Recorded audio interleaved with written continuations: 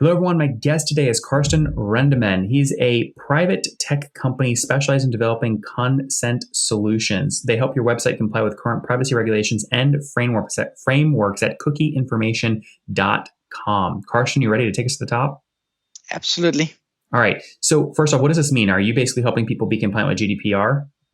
Yes, we are in the area of consent to cookies on websites and mobile apps. Very good. And how do you make money? Is it a pure play SaaS business? Yes, it is. Walk me through that. How much do people pay you per month on average? The average client pays us about. Sorry, can we do this again? No, we don't start over. How much do they pay you on average? Well, our total ARR is 2 million USD, okay. And we have 1,500 paying clients. So you have to do the math. Fair. You probably gave me better data by just saying the ARR rate. So you're at 2 million in terms of run rate today, Karsten. That's great. When did you launch the company? Originally back in 2011, but it was a really, really slow start because there was no GDPR at the time. GDPR only came mid 2018, and that's really where the business took off. And you said you have 1,500 customers? Yes, and it's growing at a rate of a little more than 100% year on year now. That's incredible. So exactly a year ago, you were doing $1 million in revenue. Yes. Is that right? Okay. Yes. And how did you get your first 10 customers? Take me through that story. Oh, that was really difficult. I did some empirical studies at Harvard in 2008, and I realized that if people understood how their personal data was collected and resold from websites and apps, they'd probably visit the internet less. And if company knew how their clients' personal data would be collected and resold and used to show ads for their competitors, they would probably be a bit hesitant to invest in websites. So I basically knocked on the largest company's doors for a few years and trying to tell them this and arguing that they should have some sort of a consent solution and avoid that kind of data transfer. And that was really difficult. So I set myself a goal of 2 new clients each week, and I did that for a few years. Starting in what year? 2011. 2011. So, yes. And at that time, it was consultancy and very far from the business model we have today. So we've pivoted a few times. But the sales reps today still have one of their KPIs is at least 2 new clients a week, like I did. 2 new clients per week paying about what in terms of ARR? In terms of ARR, each new client is on average for us as a company, 1,000 USD. But the ones that per year or per month? That is per year. Okay. But the ones that we actually talk to and the sales reps handle is 3 to 5 times that on average. Okay. Then we have a number that pays less, and they are purely self-service via platform. Yeah, I mean, with 2 million run rate and 1,500 customers today, the average customer is paying about $1,300 per month. What you're saying is if you put a salesperson on them, that salesperson is going to be closing a much larger account, $3,000 to $5,000 in terms of annual revenue or monthly? That is annual. We usually, our clients usually pay per year. So some of them will pay 10 or 20,000 USD a year. Karsten, what quota do you have your sales reps trying to hit? Sorry, what? What quota do your sales reps have to hit? Each sales rep have to hit 15,000 USD per month. In new monthly recurring revenue or annual revenue? In annual revenue. Okay, got it. So that means annually they're adding about $180,000 in new ARR, 15K per month. Yep, exactly. And so what will they earn if they hit that quota? Like full base plus commission is typically about what? We have a system for that, and each sales rep should generate turnover at least 2.5 times their salary. Okay, which means if your quota is $180,000 in ARR, and you want a 2.5 ratio between that and what the sales rep makes at full on target earnings, you're paying them full base plus commission of something at like $70,000 to $80,000. Is that right? Yes, that's correct. I see. Okay. And flesh out the team for me. How many folks total on the team today? Totally. We are 27, and we have about one third is sales, one third is customer success, and one third is development. Okay, so about 10 engineers, 10 quota carrying sales reps. Yes, a little less. I think we have 8. Okay, fair enough. Fair enough. This is great. Now, when did you, the first sales hire is always the toughest. When did you hire your first sales rep? Do you remember? that was in the summer of 2018, so not too long ago. And how did you know it was the right time? We went into 2018 being only 2 people, and then the crew just started to grow really fast, and that was because the GDPR kicked in May, and then everything basically went crazy. So how many people did you finish 2019 with? 2019, we finished with 10 people. 10 people. Now you're at 27. And Yes. Have you grown CookieInformation.com organically, or did you raise capital?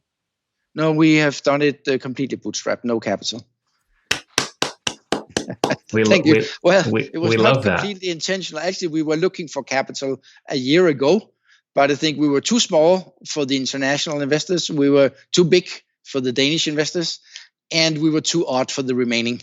Like it was really difficult for them to evaluate our tech, whether it was proper tech. Mm-hmm.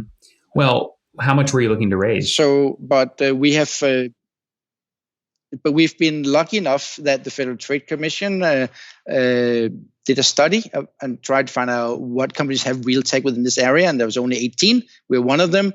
And since then, we have the spring of this year been by the Danish state, we've been evaluated as one of the 7 most innovative companies here. And they have actually given us quite a large grant to expand the company. Mm-hmm. How much? I cannot tell you. It's in the largest bucket of what they're allowed. So what's a range? It is more than $250,000. But less than $1 million? Yes. And it's a loan, or do you have to pay it? Do you have to pay it back or not? No, it is a grant. Oh, got it. No paying back. Okay, that's nice to have. That's almost better. That's almost better than raising equity, right? Yes, it has been really good for us. So you launched in 2011. You stay basically a 2-person agency for 6 years, 7 years. You realize there's an opportunity with GDPR. When do you start selling SaaS?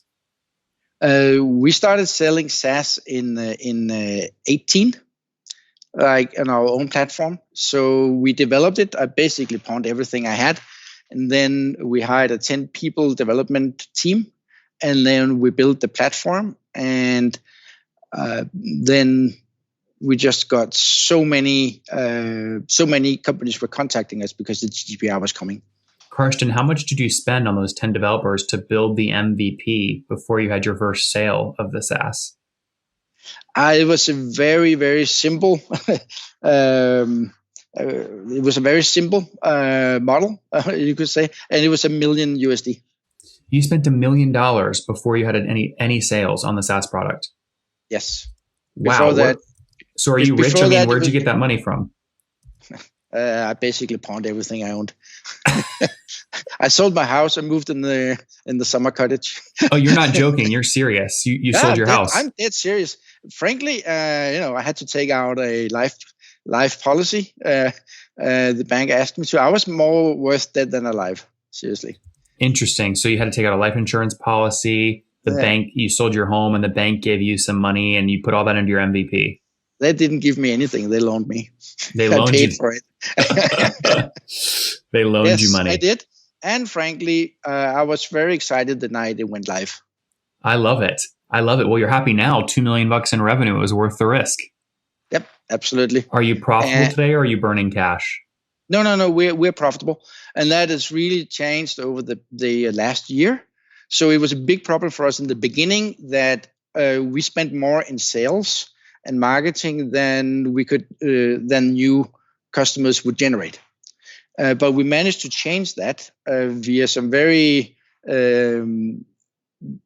very particular focus on KPIs and inbound sales process. So we are positive each month, EBITDA about 50 on average. 50,000 or 50%? 50,000 USD per month, and it's growing at 100% rate. And we have slightly lower, but about half, a little more than half as much in liquidity surplus.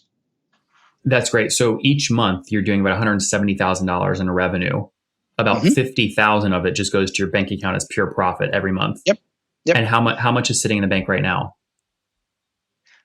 We still have to pay off some loans and stuff. Okay.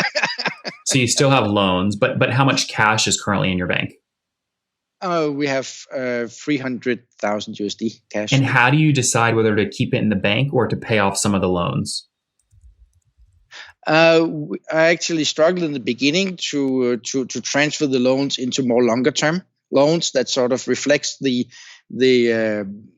lifespan of the software. Mm-hmm. So we're very happy that we have 5-year commitments on the loans, which we believe match the write-offs. That's right. Now, obviously, a key part of growing a SaaS company like CookieInformation is making sure your churn is in order. What's your annual churn today? Annual churn is 4%, and that is stable. So it's been that since we launched. Just 4% annual revenue churn total. Yes. That's gross. Yes. Yeah. That is total. So on average, we lose about 4 clients a month out of 1,500. Yep. So 48 per year out of 1,500 is, about less than 4%. Do you have the ability to drive expansion revenue? Do you have upsells that you can give customers? Yes, on average, our existing clients buy for 40% more year 2 than year 1. And we are launching new products continuously that keep them motivated to buy more. And about how much are you spending to get a new customer on average? Our cost of acquisition is $500. That's pretty good to get a new $1,000 a month account. Yep. So your payback is less than a month. Yes. If we calculate it, it's half a year. But since most of the clients pay upfront for a year, it's profit more than profit neutral the first month. Oh yeah, you're paying $500 to get a $1,000 a year account, but if they paid up front on a cash basis, it's instant payback. On a revenue recognition basis, it's a 6-month payback. Exactly. Karsten, what's next? Are you going to go raise capital, or are you going to sell the company? What's next? Nah, we there's so much out there for us to do. There's seriously the GDPR equivalent rules is they are being established around the globe. So Gartner says that today 10% of the world's population live in a country where you need consent to cookies. In 2 years, it's 65%.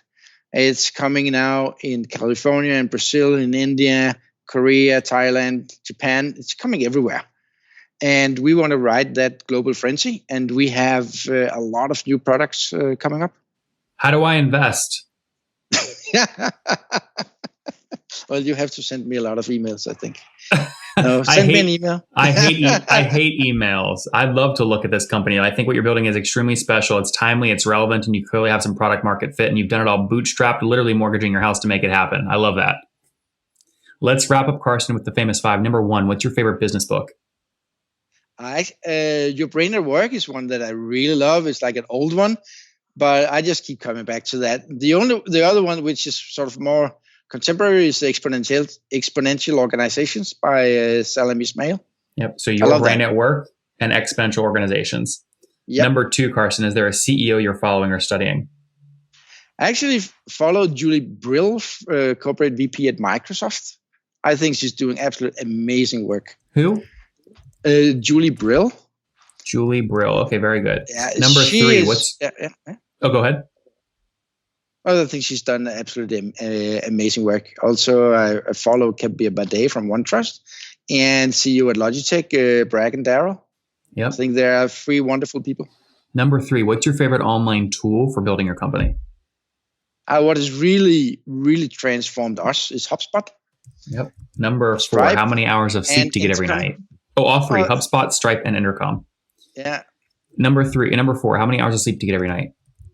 I should lie here, but I don't. Somewhere between 4 and 10 hours, okay, depending on how much there is to do. Fair enough. And what's your situation? Married, single, kids? I have 2 grown-up kids and a girlfriend. We live separately, and it works really well. 2 kids, not married, but with a girlfriend. And how old are you, Karsten? I am 52 only. No, you're not oldie, man. You got the energy. You got my kind of energy, man.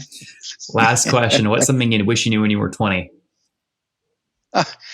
I wish I knew how many opportunities that exist in this world. If you just go out and look for them, there is an abundance of things you can do. Seriously, you can.